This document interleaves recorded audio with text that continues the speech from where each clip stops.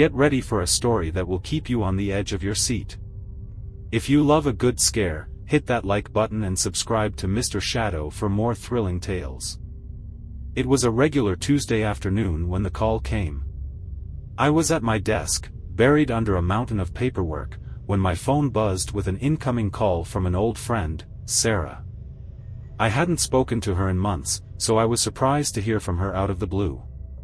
Her voice was as vibrant as ever, though I could detect a hint of excitement that seemed almost contagious. "Hey, Mark. It's been ages," Sarah's voice crackled through the phone. "How are you?" We exchanged pleasantries, catching up on each other's lives.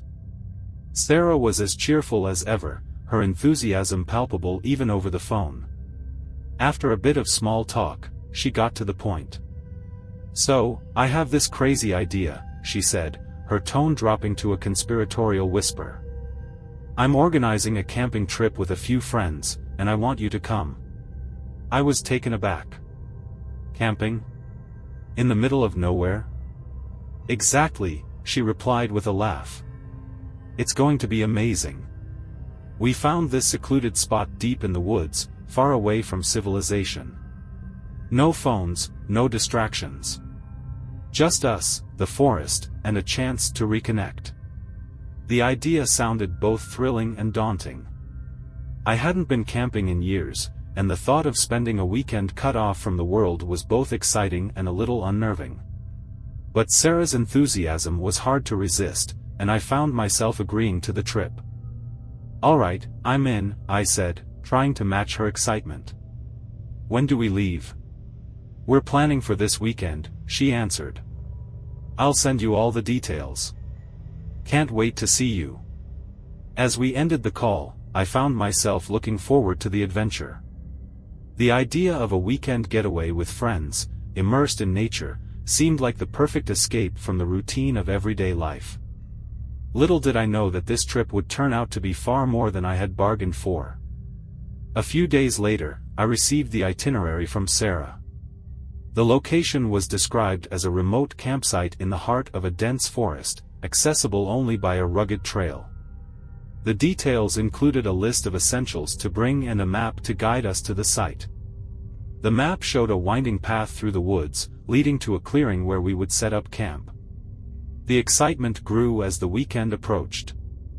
I packed my gear, checked and rechecked my supplies, and looked forward to reconnecting with old friends. What was supposed to be a relaxing escape from the daily grind was about to become a journey into the unknown. We arrived at the edge of the forest just as the sun began its slow descent, casting long shadows through the dense canopy of trees. The drive had been rough, winding through narrow, unpaved roads flanked by towering trees. The forest was thick, almost unnaturally so, with the trees so close together that daylight barely pierced the foliage. It was as if we had entered a different world entirely, where the forest was both welcoming and foreboding. As we parked the car and unloaded our gear, the silence was profound. The only sounds were the crunch of leaves underfoot and the occasional call of a distant bird. There was no hum of traffic, no distant murmur of civilization, just the raw, untamed essence of nature. It was both exhilarating and eerie. Sarah had arranged for us to camp in a clearing she had discovered on a previous trip. The path to the campsite was barely visible, obscured by dense undergrowth and tangled branches. We had to use the map Sarah provided to navigate the twisting trail, which seemed to lead deeper and deeper into the heart of the forest. When we finally reached the clearing, it was a small, open area surrounded by a ring of trees. The ground was uneven and littered with fallen leaves, but it was spacious enough for our tents. We set up camp with a mix of excitement and effort, the process a familiar ritual of tying down tent corners, laying out sleeping bags, and arranging the campfire area. The campsite was simple but functional. We had brought a portable grill for cooking, and a makeshift table with chairs for gathering around. The fire pit was already prepared, a circular ring of stones waiting to be lit. We gathered around the fire pit, the first flames crackling to life and casting a warm glow that contrasted with the deepening shadows of the forest. The trees surrounding the clearing were massive, their trunks thick and gnarled. Their branches stretched high above, forming a dense canopy that blocked out much of the fading light. The forest beyond the clearing was a labyrinth of shadows, with the trees forming an almost impenetrable wall. The air was cool and crisp, carrying with it the earthy scent of the forest floor and the faint smell of pine. As we settled in, the forest seemed to come alive with subtle sounds. The rustling of leaves, the distant murmur of a brook, and the occasional snap of a twig created an ever-present background noise. Despite the serenity, there was an underlying tension, a sense of being watched or followed. It was as if the forest itself was holding its breath, waiting for something to happen. The campsite, while picturesque, felt strangely isolated. The dense forest created a sense of confinement, as though we were surrounded by an impenetrable barrier. The path we had taken to reach the clearing was now invisible, swallowed up by the thick undergrowth and the encroaching darkness. The only connection to the outside world was the trail we had followed, now barely discernible in the twilight. As night fell, the forest transformed. The once familiar sounds of the daytime were replaced by a chorus of nocturnal creatures. The firelight flickered and danced, casting long, eerie shadows that seemed to stretch and writhe on their own. We sat around the campfire, sharing stories and laughter, but even the warmth of the fire couldn't completely dispel the growing sense of unease. The forest was beautiful, but it was also undeniably alien. It felt as though we were intruding on a place that was not meant to be disturbed. The more we looked into the darkening woods, the more we felt that something was lurking just beyond the reach of the firelight, waiting and watching. As night fell, the forest's atmosphere shifted. The once serene beauty of the clearing took on a more ominous tone. The vibrant colors of twilight were replaced by deep blues and purples, the light rapidly fading into darkness. We gathered around the campfire, its crackling flames casting a warm, comforting glow. The fire's light was a small island of brightness in an ocean of darkness, its warmth a fragile barrier against the cold that began to creep in. The first sign that something was amiss came almost immediately. The forest seemed to grow quieter, as though it was holding its breath. The chirping of crickets and rustling of leaves diminished, replaced by an almost oppressive silence. It was the kind of silence that presses in on you, making you acutely aware of every sound you make. Even our laughter and conversation seemed to echo oddly, absorbed by the thick, shadowy forest. As the evening wore on, a chill settled over the clearing. The temperature dropped noticeably, despite the fire's attempt to fend off the cold. The wind picked up, causing the trees to sway and creak, their branches scratching together in a low, eerie symphony. Shadows moved and shifted as the fire flickered, creating shapes that seemed to dance just beyond the firelight. Every now and then, a particularly strong gust of wind would make the fire's glow stutter, casting a brief, unsettling darkness over the clearing. We tried to brush off the growing unease with jokes and stories, but it was clear that the forest was having its own effect on us. Sarah, normally the most upbeat of us all, seemed unusually tense. She kept glancing nervously into the forest, her eyes darting at every rustle or shifting shadow. "I'm just going to check on the food," she said, her voice betraying her anxiety. She made her way to the grill, her footsteps crunching loudly on the leaves. It was then that we heard it, a low, distant noise that seemed to come from deeper within the forest. It was a soft, rhythmic thumping, almost like the sound of a heartbeat. We stopped talking, straining to hear it more clearly. The thumping continued for a few moments before abruptly stopping, leaving us in an uncomfortable silence. "Probably just some animal," Mark suggested, trying to sound casual. But as the night progressed, more unsettling occurrences followed.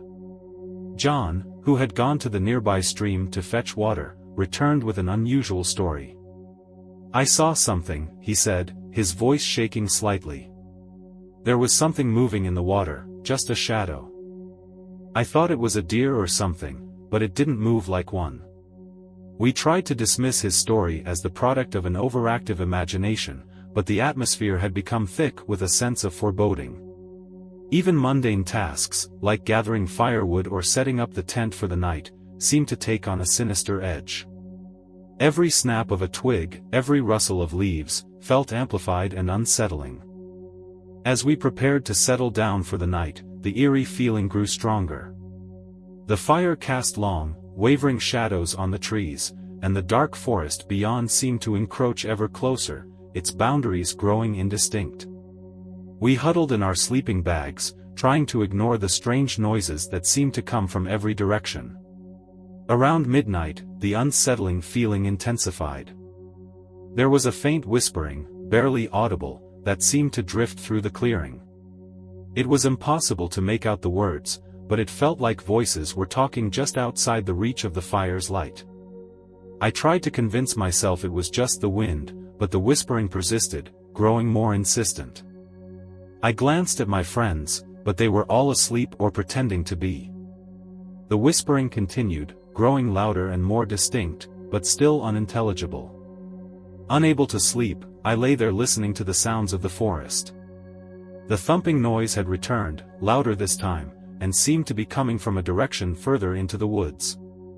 I lay awake, straining to hear over the pounding of my own heart, trying to rationalize the sounds. The whispers became a constant presence, and the shadows outside the tent seemed to move with a life of their own. At some point, I must have drifted off, as I was jolted awake by a sudden noise. It was a loud crash, followed by a series of smaller, rapid noises, like something being dragged through the underbrush. I shot up, my heart racing, and listened intently. The noises stopped abruptly, and the silence that followed was even more unnerving. I glanced around the tent, my eyes adjusting to the darkness. My friends were still asleep, their breathing steady and calm. I wondered if I had dreamed the noise, but the sense of unease remained. I decided to get up and investigate, but as I unzipped the tent and stepped outside, the cold air hit me like a wall. The forest was as silent as it had been before, the fire's glow casting long, jittery shadows on the ground. I walked to the edge of the clearing, peering into the darkness. The forest beyond was a solid wall of blackness, the trees standing silent and unmoving. I didn't see anything out of the ordinary, but the feeling of being watched persisted. I hesitated, then turned back to the tent, eager to return to the relative safety of the campfire. Back inside the tent, I tried to calm my racing thoughts. The night had been filled with strange occurrences and an ever-present feeling of dread. I lay there in the darkness, trying to convince myself it was all just in my head. But as the hours ticked by, the fear refused to fade. The whispering, the thumping, the shadows, everything combined to create an atmosphere that was impossible to ignore. By the time dawn approached, I was exhausted and frazzled. The first light of day began to filter through the trees, and with it came a slight sense of relief. The forest seemed to relax as the light grew stronger, but the unease from the previous night lingered. We were all up early, silently preparing breakfast and avoiding eye contact. The night had left us shaken, and the sense that something was wrong was palpable. The first night in the forest had been unsettling, and as we prepared for the day ahead, none of us could shake the feeling that the forest was hiding something from us, something that was just beyond our understanding. Morning arrived with a muted gray sky and a thick fog that clung to the trees. The forest looked different in daylight, less menacing, yet still shrouded in a sense of unease. We gathered around the campfire, which was now reduced to a few smoldering embers. Our conversation was subdued, our nerves frayed from the night's events. Everyone was on edge, casting uneasy glances towards the shadows of the trees. It wasn't until we began to make breakfast that we noticed someone was missing. Mark, who had been the life of the party the night before, was nowhere to be seen. At first, we thought he was just sleeping in, a welcome break from his usual early rising. But as the minutes ticked by and Mark failed to emerge from his tent, we began to worry. "Has anyone seen Mark this morning?" Sarah asked, her voice trembling slightly. "No," I said, glancing around at the group. "I haven't seen him since last night." We decided to check his tent, hoping he was just still asleep. I unzipped the tent, but inside, Mark's sleeping bag was empty. His belongings were scattered around, but there was no sign of him. His backpack, which had been by the fire, was gone. The only thing left was a half-eaten granola bar on the ground. "We need to look for him," John said, his face pale. "He couldn't have just disappeared." We split up and began searching the area around the campsite. The fog made everything look hazy and indistinct. We called out for Mark, our voices swallowed by the dense forest. We searched in all directions, but there was no sign of him. It was as though he had vanished into thin air.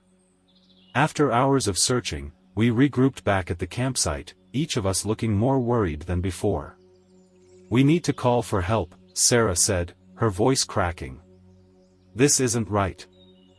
I agreed, but when we tried to use our phones, we found that we had no signal.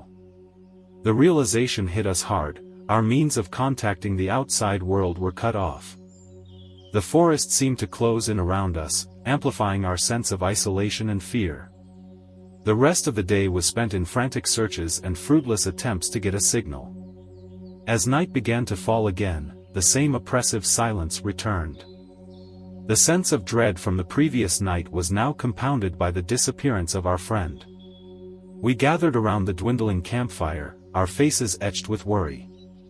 The dark forest loomed around us, the shadows growing longer as the light faded. The whispering that had troubled me the night before seemed to return, this time more pronounced. I could swear I heard my name being called softly, just out of earshot. I strained to hear, but the whispers remained indecipherable. "I don't know what to do," John said, his voice heavy with frustration. "We can't just stay here. We need to get out, find help." "We can't leave Mark," Sarah insisted. "He's out there somewhere." The debate continued late into the night, our fear growing with every passing minute. None of us wanted to leave, but the forest was taking its toll. The disappearance of Mark was a stark reminder of the danger that lurked in the shadows. As the hours dragged on, I couldn't shake the feeling that we were being watched.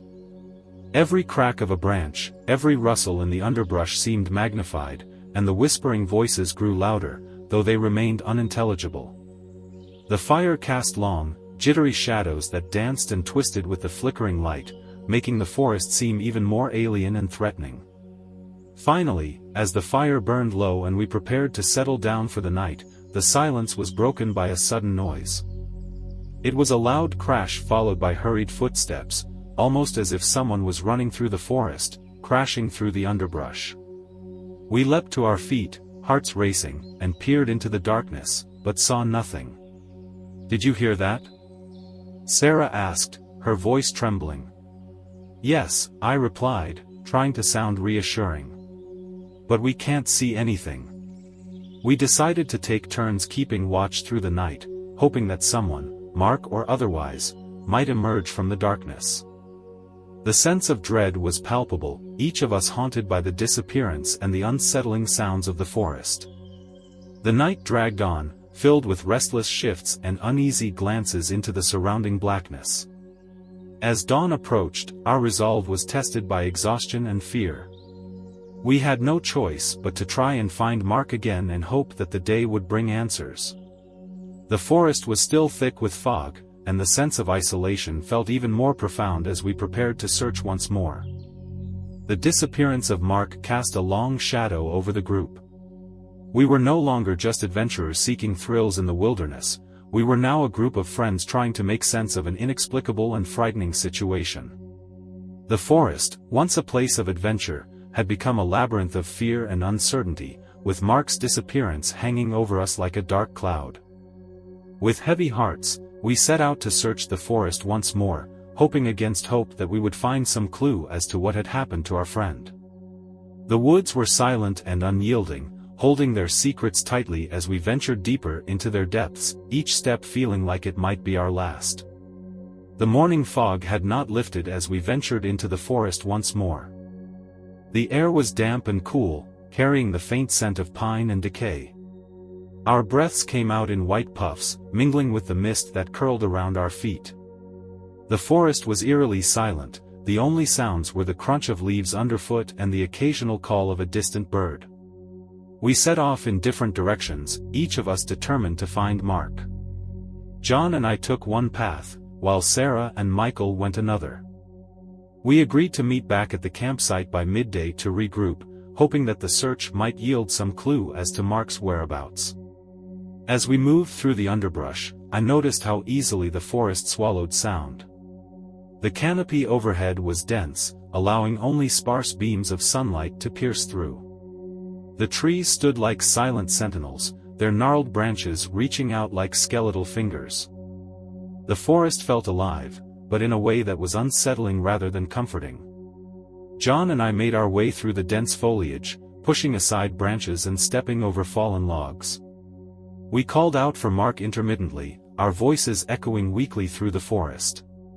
The silence that followed each call was heavy, as though the forest itself was holding its breath.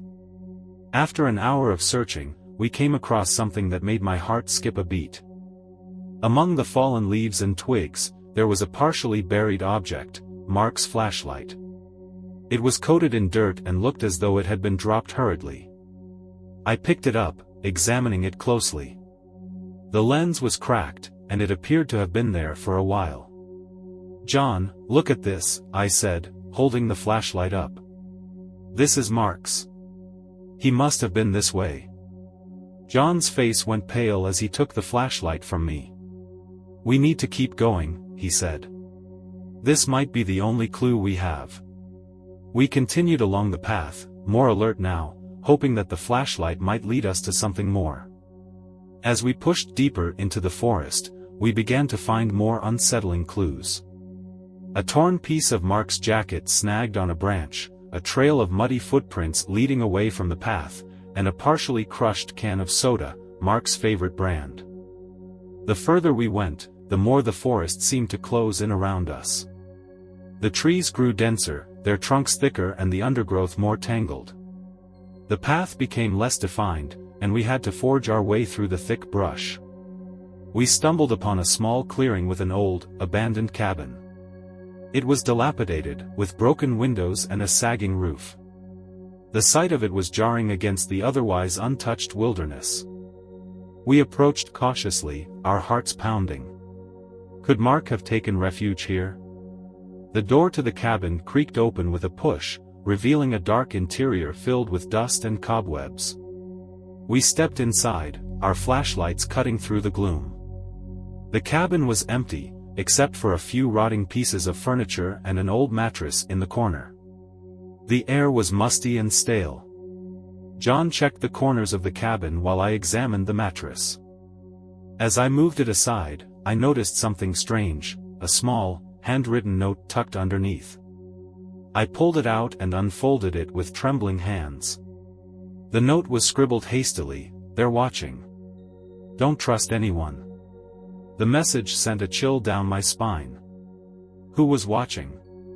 And what did it mean by not trusting anyone? The note seemed out of place and unnervingly cryptic. "What's that?" John asked, looking over my shoulder. I showed him the note, and he frowned, clearly disturbed. "This doesn't make any sense. But we need to keep moving."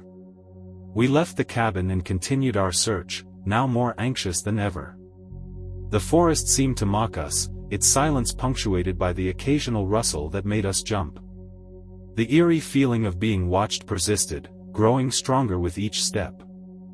By midday, we regrouped at the campsite with Sarah and Michael, who had also found unsettling clues, a partially burned photograph of Mark, his face barely visible, and a footprint that seemed to belong to someone much larger than any of us. As we shared our findings, the sense of dread among us grew. The clues seemed to lead us in circles, offering no real answers. The cryptic note and the disturbing evidence pointed to something more sinister, but what could it be? The atmosphere at the campsite was tense. We were no longer just friends on a camping trip, we were now participants in a grim mystery with no clear resolution. The forest, once a place of adventure, had turned into a labyrinth of fear and uncertainty. We decided to press on, hoping that the clues we had gathered would eventually lead us to Mark. The forest was vast and unforgiving, but we had no other choice but to continue searching, driven by the hope that somewhere among the trees, our friend might still be found. The sun was beginning its descent, casting long shadows that stretched across the forest floor. The once bright and welcoming daylight was now giving way to the deepening gloom of evening. The air felt colder, and the forest seemed to grow darker, its shadows lengthening and intertwining. As we trudged back to the campsite for a brief rest, we spotted an old man standing by the edge of the forest. He was hunched over, wearing a worn-out hat and a coat that looked like it had seen better days. His eyes were sharp and alert, contrasting with his weathered face. He leaned on a gnarled wooden walking stick, his gaze fixed on us with an unsettling intensity. John, Sarah, and Michael were the first to notice him. They exchanged uneasy glances before approaching the old man. I followed, my curiosity piqued by his sudden appearance. "Excuse me, sir," John called out as we approached. "We've been searching for a missing friend. Have you seen anyone around here?" The old man's eyes narrowed, and he looked us over with a mix of curiosity and concern. "Missing, you say?" His voice was raspy, and each word seemed to carry weight. "In these woods, that's not something you want to be asking about." His cryptic response sent a shiver down my spine. "What do you mean?" I asked, trying to keep my voice steady. The old man's gaze wandered into the forest, as though he could see something we couldn't. "These woods hold secrets," he said, his voice dropping to a whisper. "Secrets that people should leave alone. There's a reason why folks don't come out here much anymore." Sarah stepped forward, her face showing a mix of frustration and concern. "We're trying to find our friend. We've already found some strange things. Can you help us?" The old man shook his head slowly. "I can't help you. But I can warn you. The forest, it doesn't take kindly to strangers. It's not just the trees and the underbrush you have to watch out for. There are things here that you can't see, things that you don't want to understand." Michael frowned. "What are you talking about? What kinds of things?" The old man's eyes were distant now, as though he was recalling some dark memory. "There are stories," he said quietly. "Old stories that the locals don't talk about. Stories of people who came in and never came out. Not just because they got lost, but because something in the forest took them." We exchanged uneasy glances. The old man's words were unsettling, but he wasn't giving us any concrete information. "What should we do?" I asked, trying to keep my voice calm despite the growing unease. The old man's eyes met mine, and he gave a small, sad smile. "If you're determined to keep searching, then all I can say is this: trust your instincts. If something feels wrong, it probably is. And if you hear anything in the woods, don't stop. Don't look back. Keep moving and don't let it catch you." With that, the old man turned and began to walk away, his figure gradually disappearing into the encroaching darkness. His words hung in the air, heavy with an ominous weight. We stood there for a moment, absorbing the cryptic warning. The forest seemed to grow even darker, its shadows deepening as the last rays of sunlight vanished. The old man's eerie advice resonated in our minds, adding to the growing sense of dread that had accompanied us throughout the day. We gathered our things and headed back to the campsite, the old man's warning echoing in our thoughts. The forest, once a place of adventure, now felt like a maze of hidden dangers, each step forward seemingly more fraught with peril. As night began to fall, we prepared for another round of searching, driven by the hope of finding our missing friend but weighed down by the old man's ominous words. As the sun dipped below the horizon, the campsite was enveloped in an eerie twilight. The forest seemed to hold its breath, the usual sounds of the evening, chirping crickets and rustling leaves, silenced by an oppressive stillness. The once welcoming campsite now felt like a fragile sanctuary, surrounded by a vast, dark, and foreboding wilderness. We had made a hasty campfire to provide some comfort, its flickering light barely penetrating the encroaching darkness. Shadows danced along the trees, creating grotesque shapes that seemed to shift and move with every crackle of the flames. The firelight offered little warmth against the growing chill that permeated the air. We huddled around the fire, our faces tense with worry and exhaustion. Despite our attempts to stay positive and hopeful, the old man's warning seemed to hang over us like a dark cloud. The forest, once an adventure, now felt menacing and alive in ways we couldn't quite understand. Sarah, who had been unusually quiet since the old man's visit, was the first to break the silence.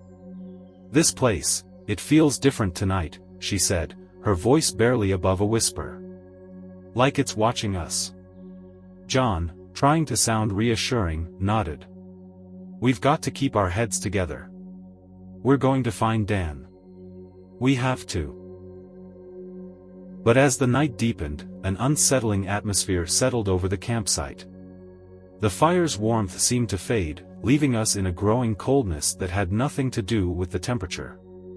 It was as if the forest itself was closing in around us, its dark presence pressing against the edge of our limited light.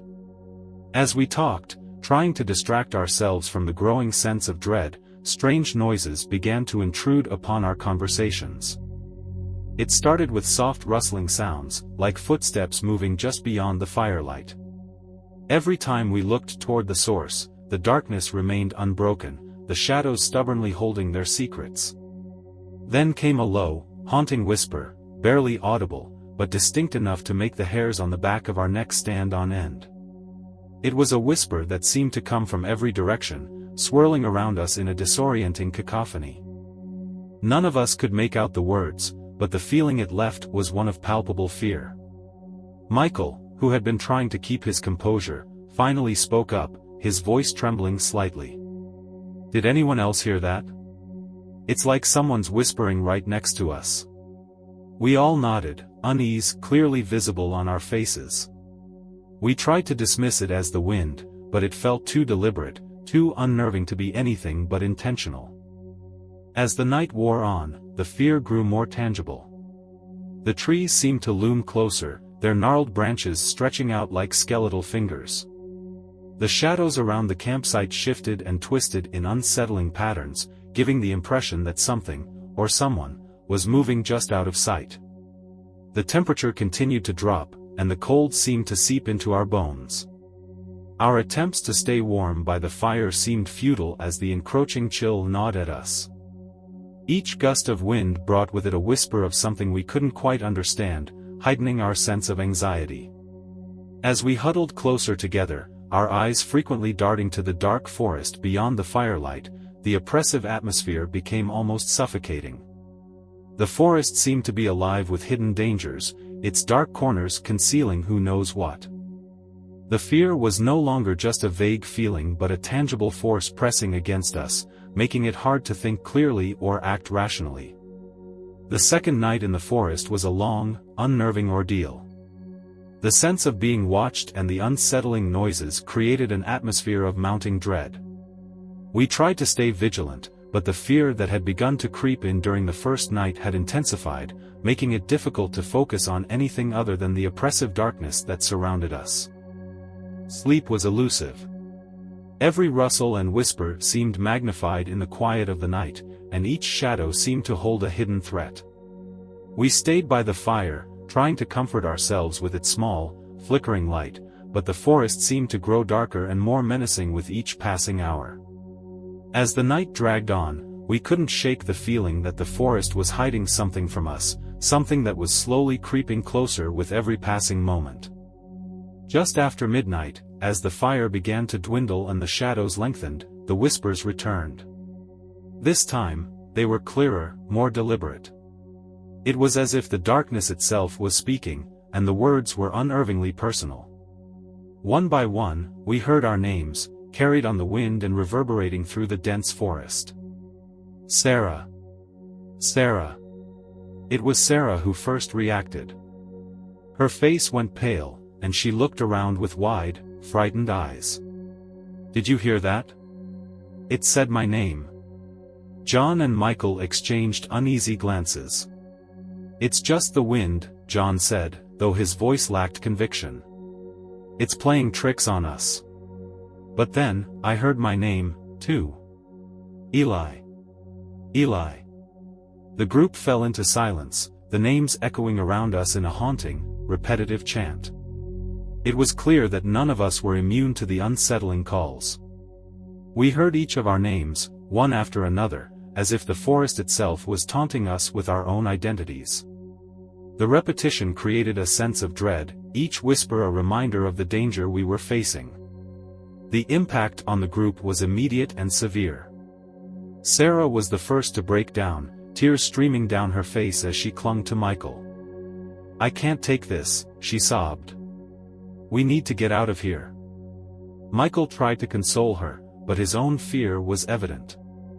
His voice was shaky as he spoke. We can't leave. It's too dark, and we're lost. We need to stick together and wait until morning. John, meanwhile, was pacing restlessly, his mind racing with possibilities. What if this is some kind of trick, he said, more to himself than to us.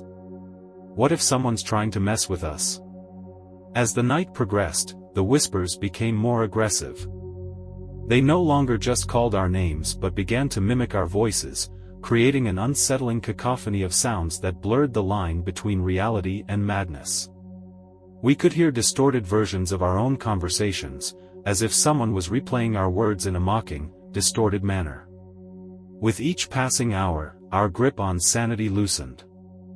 The whispers and the shadows seemed to merge, creating a disorienting effect that made it difficult to distinguish between what was real and what was imagined. The forest had become a labyrinth of terror, and we were trapped in its nightmarish embrace.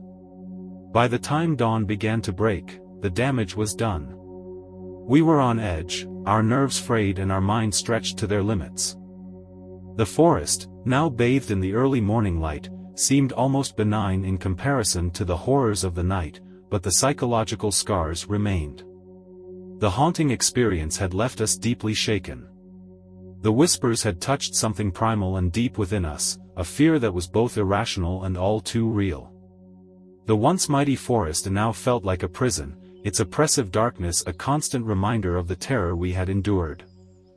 We were left to grapple with the aftermath of the night's events. The haunting had revealed something about the forest that went beyond mere physical danger. It had exposed the raw, vulnerable places within us all. The constant fear and unease began to take its toll. The group's once solid camaraderie started to fray at the edges. The whispers in the woods had begun to affect our sense of reality, and paranoia began to set in. Michael was the first to break. His eyes darted around constantly, and he began to accuse us of trying to play tricks on him. This isn't funny anymore, he snapped, his voice trembling with fear. Someone's messing with us. I know it. John, usually the most level-headed, found himself caught between trying to keep the group together and struggling with his own growing paranoia. We need to stay calm, he said, though his voice lacked conviction. We can't let this get to us. Sarah was visibly shaken, her face pale and her hands shaking. She clung to me for comfort, her grip tight and desperate. I don't think we should stay here, she whispered, her eyes wide with fear. Something's not right. We need to leave. The tension between us became palpable. Every little noise, every flicker of movement in the darkness was met with suspicion. We started to question each other's actions, wondering if someone was deliberately trying to scare us, or if perhaps one of us had gone mad. Our once friendly conversations turned into sharp, accusatory exchanges. Are you sure you didn't hear something? I would ask, my tone sharper than intended. Maybe you're just imagining things. No, I heard it too. Sarah would respond, her voice cracking. It was right there. I swear. The paranoia grew with each passing minute. As the night dragged on, we huddled closer together, trying to draw comfort from our proximity. But the fear was infectious, spreading quickly among us. We were no longer just frightened, we were completely unnerved, unable to trust even our own senses. Every whisper and rustle was now a potential threat, and our group's cohesion deteriorated as the fear and suspicion grew. The paranoia had taken hold, making it nearly impossible to function normally. We were trapped in a cycle of fear, each of us feeding off the other's anxieties, and the haunting whispers in the woods seemed to push us further into the abyss of our own minds. As dawn broke, the forest remained cloaked in an unsettling darkness, the night's fears still palpable in the cold, early light. The whispers had ceased, but their impact lingered, leaving us with a haunting sense of dread. The disappearance of our friend and the creeping paranoia among us made it clear that something was terribly wrong. We decided to search for any clue that might explain the eerie occurrences. Armed with flashlights and a newfound resolve, we ventured deeper into the forest. The tension was high, each of us jumping at the slightest sound, our nerves frayed from the previous night's terror. It was Michael, whose growing agitation had been matched only by his determination, who first stumbled upon something out of the ordinary. He found it while we were combing through an area of the forest that seemed strangely isolated. Beneath a thick layer of leaves and branches, Michael uncovered a series of small, rusted metal objects buried in the dirt. At first, we couldn't make out what they were. They resembled parts of old machinery, but they were scattered and partially disintegrated. Michael's discovery led us to a hidden depression in the forest floor, partially obscured by dense foliage. We cleared the area, revealing what looked like a disused underground bunker or storage area. Its entrance was partially covered by debris, suggesting it hadn't been accessed in years. With a mix of apprehension and hope, we pried open the entrance and descended into the gloom. Inside, the air was musty, and the space was cluttered with old equipment, dusty crates, and faded documents. Our flashlights cut through the darkness, revealing old maps and photographs pinned to the walls. It was here that we made our horrifying discovery. The maps depicted the forest and surrounding areas with detailed annotations, but what caught our eye were the markings on the maps.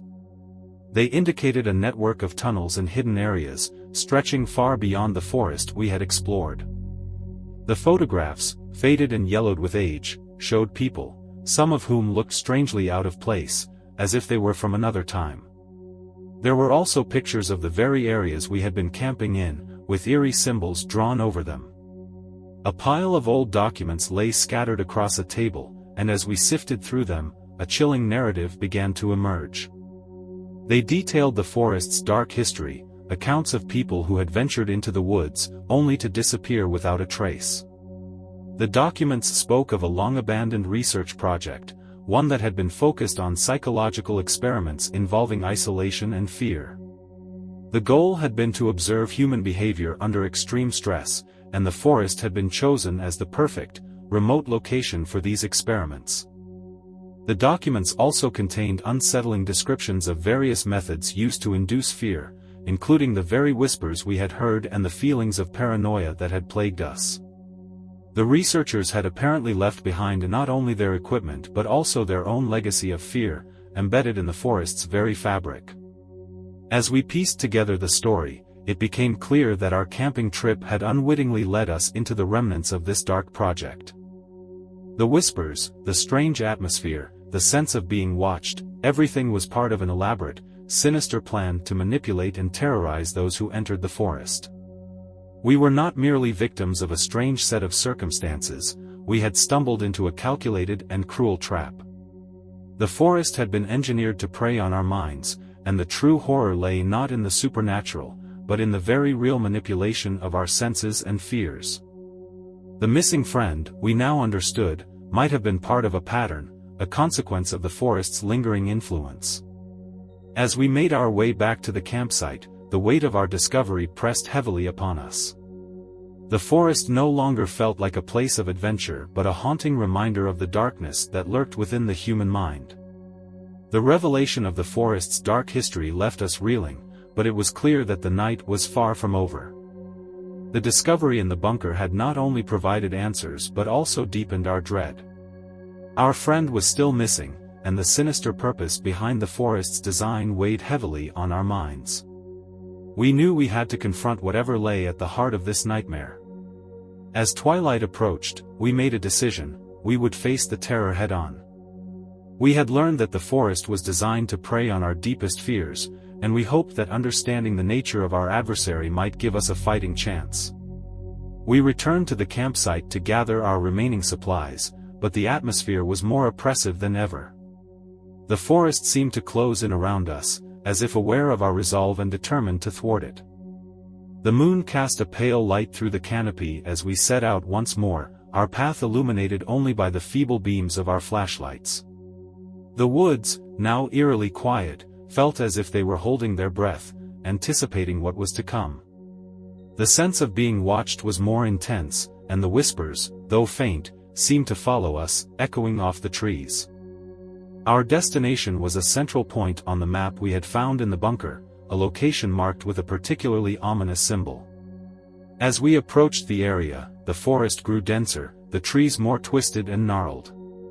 It felt as if we were entering the very heart of the forest's malevolent design. Suddenly, we noticed a change in the air, thicker, heavier, almost suffocating.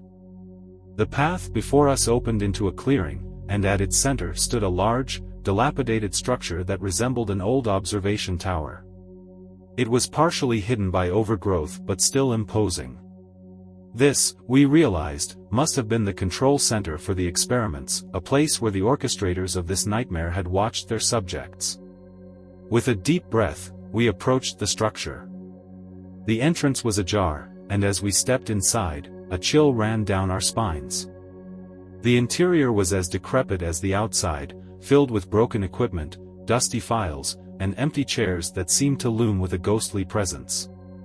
The air was heavy with the smell of decay and abandonment. We began to search the structure, looking for any clues that might explain our friend's disappearance and bring an end to our suffering. It wasn't long before we found something disturbing, an old video monitor flickering with a static image. As we watched, the static cleared to reveal footage from the very area we had been exploring, showing the forest from a viewpoint high above. The footage was unsettling. It showed us moving through the forest, each of us appearing as small, vulnerable figures in the vast wilderness. But there was something more disturbing: the footage seemed to be actively monitoring us, as if tracking our every move and responding to our fears. The whispers we had heard seemed to be coming from speakers hidden in the forest, their purpose to amplify our anxiety and drive us to madness. We realized that the forest was not just an environment but a carefully engineered system of psychological manipulation. The equipment and technology left behind had been designed to create a continuous loop of fear and confusion. Our friend's disappearance was part of this system, a method to further the experiment's objectives. In the midst of our horror, we heard a noise from the lower levels of the structure, a faint, desperate cry. It was our friend's voice. Driven by a mix of fear and determination, we descended into the lower levels, following the sound. The lower levels were dark and labyrinthine, filled with more equipment and abandoned files. The cries grew louder as we navigated through the maze. At last, we found a small room, dimly lit and filled with old monitors and controls. In the center of the room, chained to a wall, was our friend, visibly disoriented and terrified. With frantic efforts, we freed them from their restraints. They explained through sobs that they had been lured into the forest by the whispers, manipulated by the same system that had targeted us. The ordeal had been intended to push us to the brink of despair and madness, a final test of the experiment's effectiveness.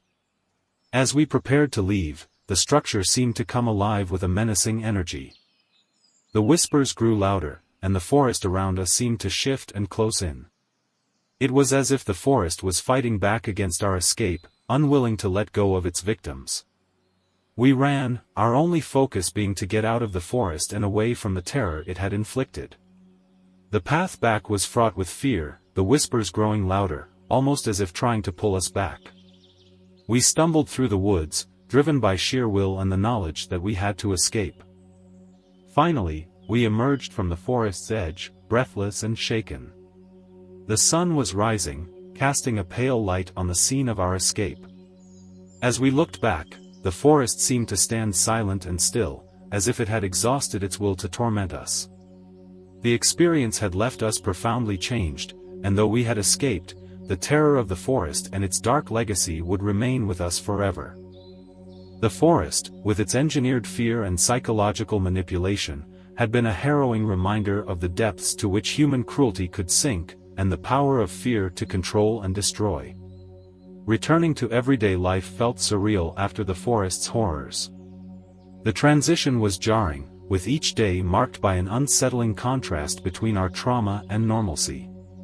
Our conversations had become strained, and sleep eluded us, plagued by nightmares of the forest.